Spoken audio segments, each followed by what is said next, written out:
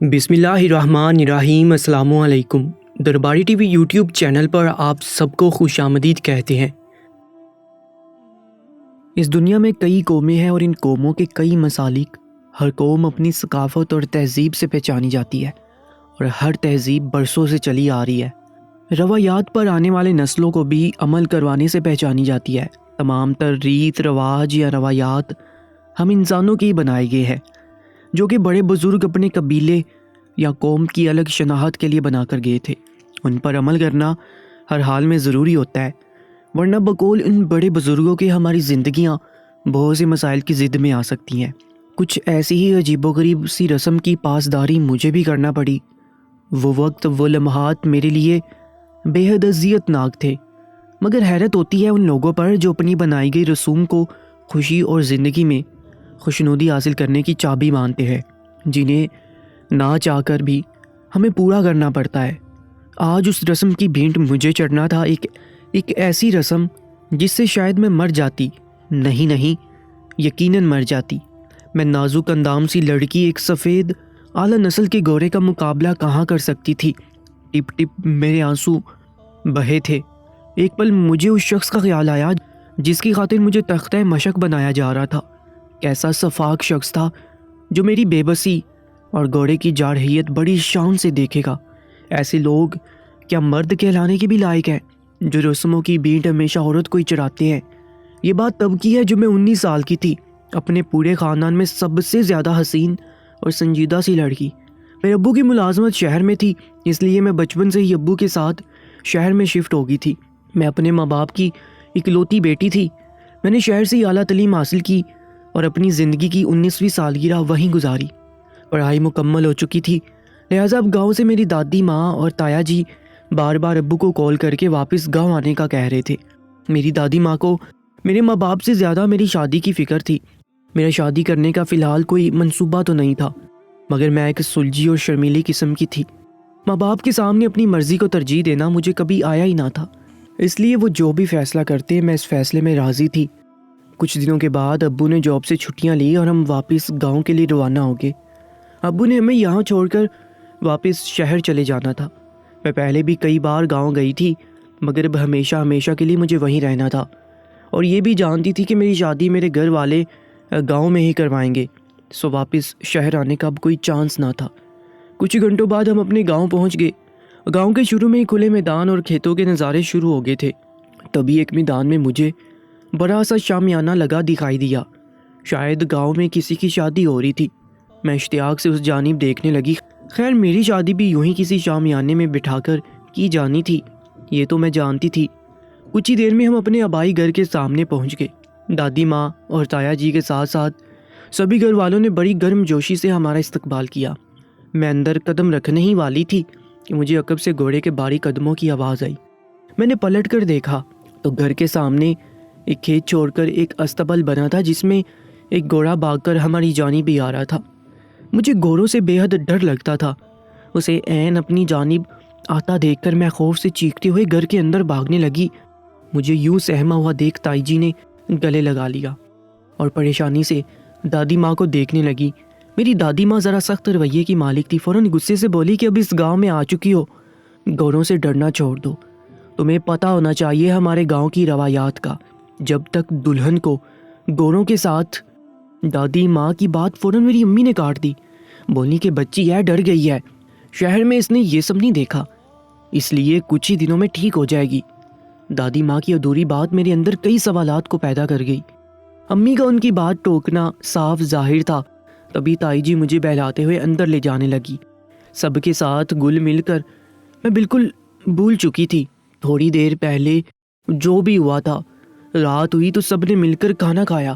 کھانے سے فارغ ہو کر میں کمرے میں سونے کے لیے لیٹنے ہی لگی تھی کہ مجھے گھوڑے کے نہنانے کی آوازیں آئی۔ میرا دل زوروں سے دھڑک اٹھا۔ میں فوراً اٹھ کر بیٹھ گئی۔ اسی کے ساتھ مجھے کچھ رونے اور چلانے کی آوازیں بھی آنے لگی۔ میں بھاگ کر اپنی امی سے لپٹ گئی۔ رات کے اس خاموش پہر میں یہ آوازیں مجھے کافی ڈرا گئی تھی۔ میں نے پوچھا کہ امی یہ آوازیں کیوں آ رہی ہیں؟ میرے سوال پر تائی جی نے میری جانب دیکھا اور گڑبڑا کر فوراً کمرے کا دروازہ مضبوطی سے بند کر دیا اور بولی کہ تم سو جاؤ، شاید وہ گھوڑا پھر کھل چکا ہے، اس لیے ایسی آوازیں آ رہی ہے۔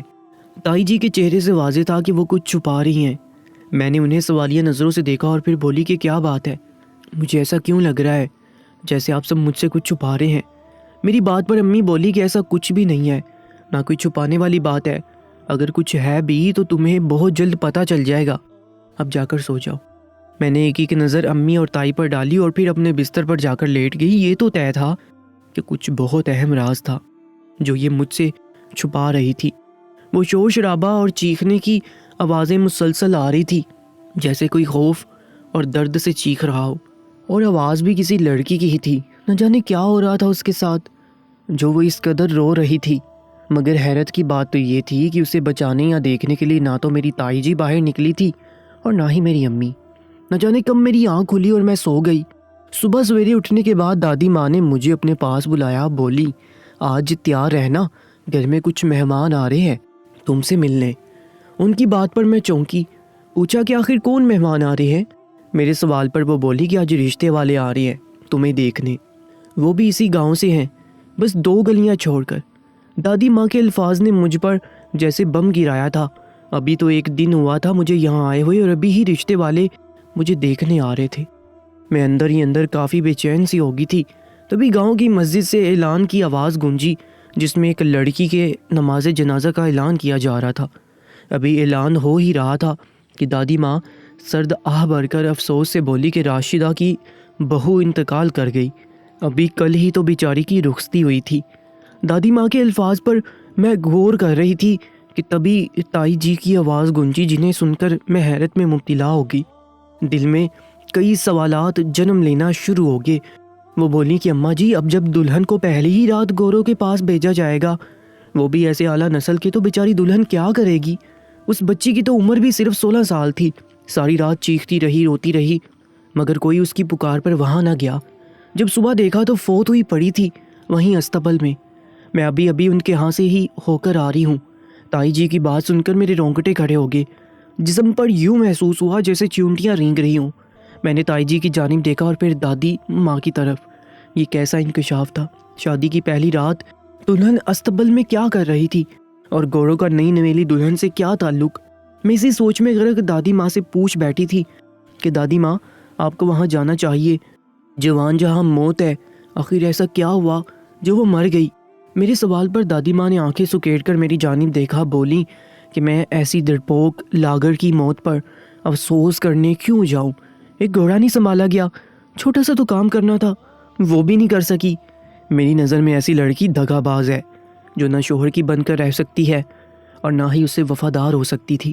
مر گئی تو مر گئی، تم تیاری کرو، آج تمہارے رشتے والے آ رہے ہیں۔ دادی ماں کے اتنے روکھے الفاظ سن کر اور سنگدلی دیکھ کے مجھے دلی افسوس ہوا۔ کتنا سخت دل تھا ان کا، مگر اسی کے ساتھ میرے ذہن میں یہ بھی سوچے تھی کہ آخر کیا ہوا ہوگا اس کے ساتھ جو وہ مر گئی۔ ایک بار پھر میری سماعتوں میں وہ چیخو پکار گونجنے لگی۔ میں جرجری لے کر رہ گئی۔ کچھ دیر بعد میں دادی اور امی کے کہے مطابق تیار ہو گئی۔ میں کافی جھجک محسوس کر رہی تھی۔ مہمان آ چکے تھے اور میں ان کے ساتھ بیٹھی اب خود کو ذرا نارمل محسوس کر رہی تھی۔ اس وقت وہاں میری ہونے والی ساس اور شادی شدہ نند موجود تھی۔ مجھے دیکھتے ہی انہوں نے اپنی طرف سے بات پکی کر دی۔ میرے ماں باپ کو بھی کوئی اعتراض نہ تھا، اس لیے گھنٹے کے دوران ہی مجھے انگوٹھی پہنا کر بات پکی کر دی گئی اور اسی کے ساتھ اگلے ہفتے شادی کے دن مقرر کر دیے گئے۔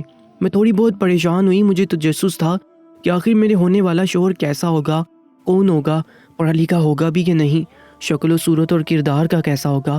ایسے کئی سوالات میں ذہن میں آ رہے تھے، مگر میں اپنے گاؤں اور خاص طور پر اپنی دادی ماں کی سخت مزاجی سے واقف تھی، اس لیے ان کے فیصلے کو دل سے قبول کر لیا۔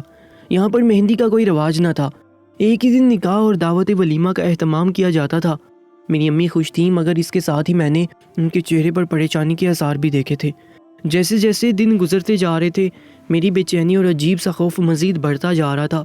میرے نکاح کے لیے تمام تر ضروریات کی اشیاء اور جہیز وغیرہ لے جایا جا چکا تھا۔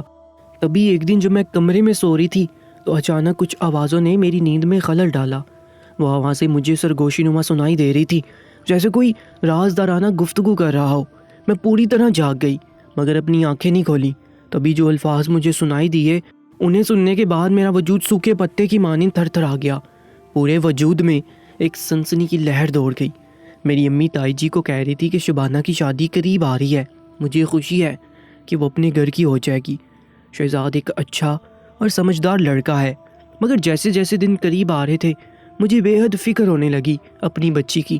امی کی اس بات پر تائی جی بولی کہ فکر نہ کرو، جو بھی ہوگا بہتر ہوگا، میں اور تم بھی تو اسی گاؤں کی ہیں، جب ہم نے وہ سب اچھے سے کر لیا تو یہ بھی کر لیں گی۔ تائی امی کو ہمت باندھتے ہوئے بولی۔ امی دوبارہ کہنے لگی کہ شبانہ گوروں سے بہت ڈرتی ہے، اسے بہت خوف آتا ہے، ان سے یہ بلا کیسے ان کے پاس جا سکتی ہے۔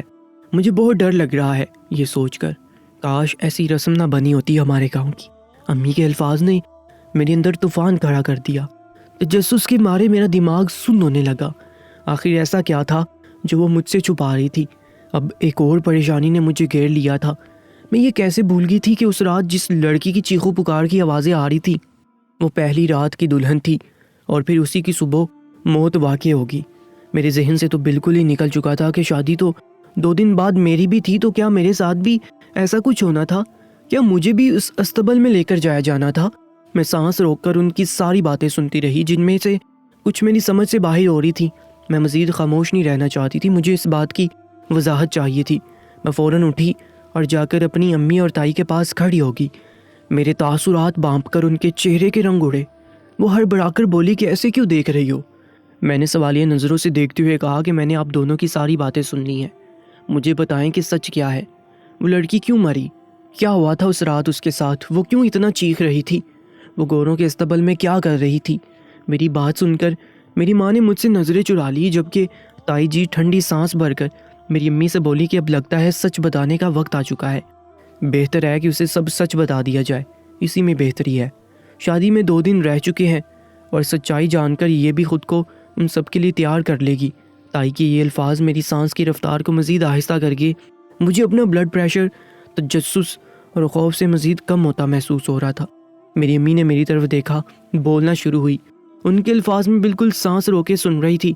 وہ کہنے لگی کہ شبانہ، ہمارے اس گاؤں کی کچھ ریت رواج ہے جن کو پورا کیے بغیر ہماری شادی مکمل نہیں ہو سکتی۔ تم بچپن سے ہی شہر میں رہی ہو، اس لیے ان رسموں کو جان نہ سکی، مگر شاید اب وقت آ گیا ہے کہ تمہیں بتا دیا جائے۔ امی کے الفاظ مجھے مزید بے چین کر رہے تھے۔ میں بولی کہ امی بتائیں صاف صاف کہ آخر بات کیا ہے، مجھ سے صبر نہیں ہو رہا۔ اس بات پر امی جی بولیں کہ ہمارے گاؤں کے رواج کے مطابق شادی کی پہلی رات دلہن کو استبل میں لایا جاتا ہے اور وہاں جا کر کچھ خاص رسمیں ادا کی جاتی ہیں، جنہیں ادا کر کے ہی دلہن کو اپنے شوہر کے پاس جانے کی اجازت ہوتی ہے۔ مزید امی کچھ بولتی کہ عقب سے دادی ماں کی غسیلی آواز گونجی، یہ کیا کر رہی ہو تم بہو؟ تم ہماری روایات کو توڑ رہی ہو، تمہاری ہمت بھی کیسے ہوئی شادی سے پہلے یہ سب بتانے کی؟ دادی ماں کے جملوں پر امی نادم سی ہوگی، کہنے لگیں کہ وہ سب اس لیے بتا رہی تھی تاکہ میرا ڈر ختم ہو سکے۔ مگر دادی ماں نے امی اور تائی کو اچھی خاصی باتیں سنا دی اور مجھے اپنے ساتھ اپنے کمرے میں لے گئی اور سختی سے تنبیہ کی کہ اب جب تک شبانہ کی شادی نہیں ہو جاتی وہ میرے ساتھ میرے کمرے میں ہی رہے گی۔ اس تمام تر واقعے کے بعد میرے چہرے پر لالی کی جگہ زردی نے لے لی۔ میں کافی پریشان ہو چکی تھی، مجھے کسی بھی قسم کی کوئی خوشی نہیں تھی، صرف خوف تھا، اور بے حد خوف پورے وجود میں سما چکا تھا۔ 2 دن یوں گزرے جیسے چند لمحے ہوں۔ آخر وہ دن بھی آ گیا جب مجھے گاؤں کی ریت کے مطابق دلہن بنایا جا رہا تھا۔ میں دلہن کے عروسی جوڑے میں ملبوس دادی ماں کے پاس بیٹھی تھی۔ میرے چہرے پر کوئی خوشی یا حیا کی جھلک نہیں تھی، بس بے چینی اور افسردگی جھلک رہی تھی۔ مہمانوں کے لیے تمام تر انتظام وہی مخصوص شامیانے میں کیا گیا تھا۔ میں دلہن بنی بیٹھی کئی نظروں کا مرکز بنی تھی۔ ہر کوئی میری ساس کی پسندیدگی کی تعریف کر رہا تھا۔ نکاح خاں نے نکاح پڑھوایا اور مجھے شہزاد کی بیوی ہونے کی نوید سنائی۔ میں اس ایک پل کو خوش ہوئی اور اپنی نئی زندگی کے بارے میں خواب سجانے لگی۔ میں نے ابھی تک اپنے شوہر کو نہیں دیکھا تھا۔ آخر کچھ دیر بعد کھانے سے فارغ ہو کر جب سبھی مہمان جانے لگے تو مجھے بھی رخصت کر دیا گیا۔ دل میں کئی سوالات اور کچھ شکوے لیے میں اپنے ماں باپ سے وداع لے کر رخصت ہو گئی، مگر حیرانی تب ہوئی جب ہماری گاڑی میرے سسرال جانے کی بجائے استبل کی جانب موڑ دی گئی۔ میرا دل پوری قوت سے دھڑکا اور پھر یوں محسوس ہوا جیسے دھڑکنا ہی بھول گیا ہو۔ میرا پورا وجود کپ کپانے لگا تھا۔ میں نے ایک نظر اپنے ساتھ بیٹھی اپنی نند پر ڈالی، جو میری پریشانی بام کر بولی کہ کچھ نہیں ہوگا، پریشان مت ہو، تم ایک بہادر لڑکی ہو۔ استبل کے پاس گاڑی روک دی گئی اور وہاں سے آگے مجھے میری ساس اور دادی ماں اندر لے جانے لگی۔ مجھے اس استبل کو دیکھ کر خوف آ رہا تھا، نہ جانے اندر میرے ساتھ کیا ہونے والا تھا۔ میں نے بمشکل بول کر کہا کہ مجھے یہاں کیوں لے کر جا رہے ہیں آپ لوگ؟ میرے سوال پر وہ بولے کہ ابھی اندر چلو، پھر تمہیں سب کچھ سمجھاتے ہیں۔ ان کی بات پر میں فوراً رکی اور بولی کہ مجھے گوروں سے ڈر لگتا ہے، میں اندر نہیں جاؤں گی۔ میری اس بات پر میری ساس بولی کہ بیٹا اگر اندر نہیں گئی تو رسم کیسے پوری ہوگی؟ اتنا کہہ کر میری دادی ماں اور ساس مجھے زبردستی پکڑ کر اندر لے گئی۔ اندر دائیں اور بائیں کئی گھوڑے بندھے تھے۔ میرا دل منہ کے راستے باہر آنے کو تھا، میں مزید ضبط نہیں کر پا رہی تھی۔ میری آنکھوں سے آنسو نکل آئے، میں رونے لگی اور ان سے اپنے بازو چھڑوانے لگی۔ تبھی دادی ماں نے غصے سے میرا بازو جھٹکا، بولی کہ رونا بند کرو، دلہنیں ایسے نہیں روتی، کیوں اپنا مذاق بنوا رہی ہو؟ میں ان کی منتیں کرنے لگی کہ مجھے گھر جانا ہے۔ میری نظر متلاشی تھی میرے شوہر کی، مگر وہاں کوئی بھی ایسا موجود نہیں تھا جس سے لگتا کہ وہ دلہا ہے۔ تبھی میری ساس نے مجھے وہاں موجود لکڑی کی کرسی پر بٹھایا اور بولی کہ دیکھو بیٹا، ہمارے ہاں کچھ رسمیں ہوتی ہیں جن کو پورا کرنا ہر شادی شدہ لڑکی کے لیے ضروری ہوتا ہے۔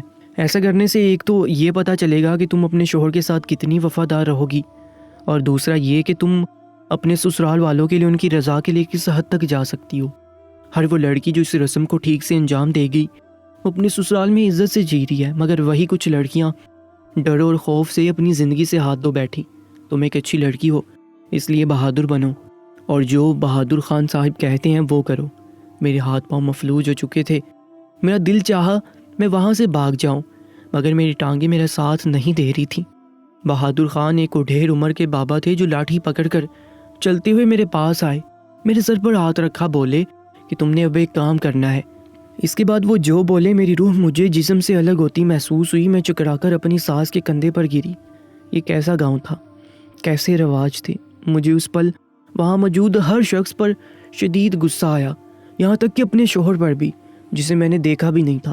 وہ بولے کہ سامنے والے سفید گھوڑے کے پاس جاؤ اور اس کی دم سے مٹھی بھر بال کاٹ کر لاؤ۔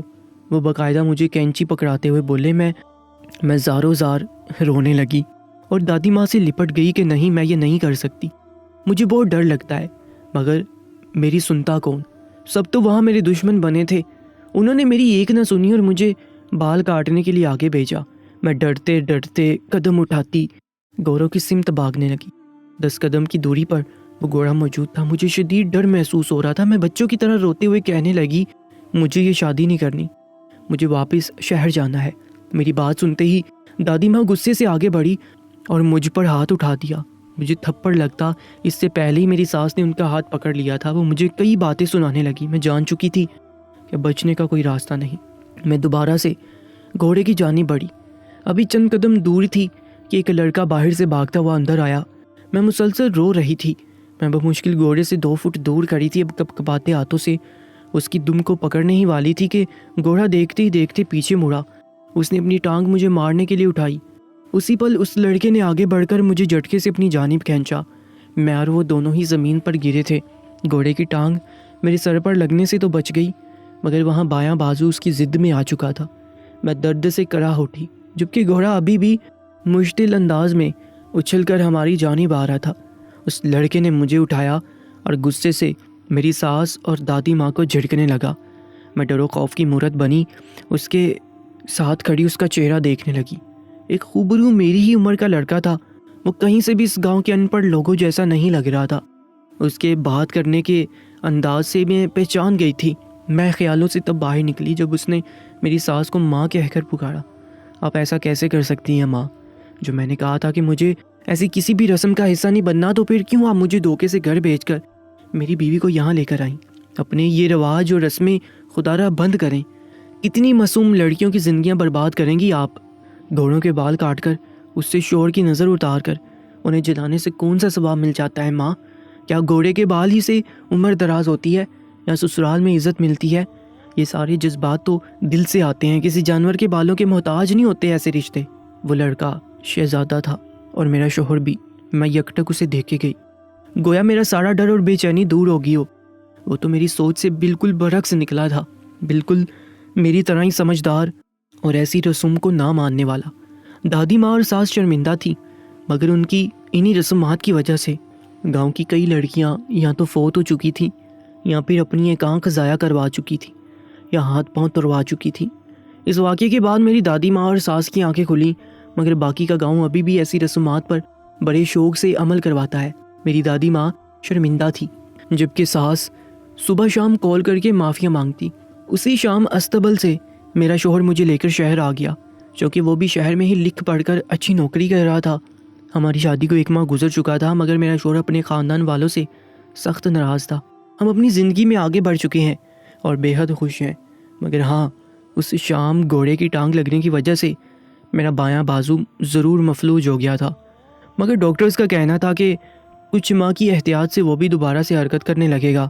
شاید یہ دھچکا ضروری تھا میرے گھر والوں کی سوچ بدلنے کے لیے، اور ایسی رسومات سے خود کو آزاد کروانے میں یہ حادثہ ان کی سوچوں پر ایک کاری ضرب ثابت ہوا تھا۔ دوستو، ایسے سچے واقعات کے لیے ہمارے یوٹیوب چینل کو سبسکرائب کر لیجیے گا۔ اپنا بہت زیادہ خیال رکھا کریں۔ اللہ نگہبان۔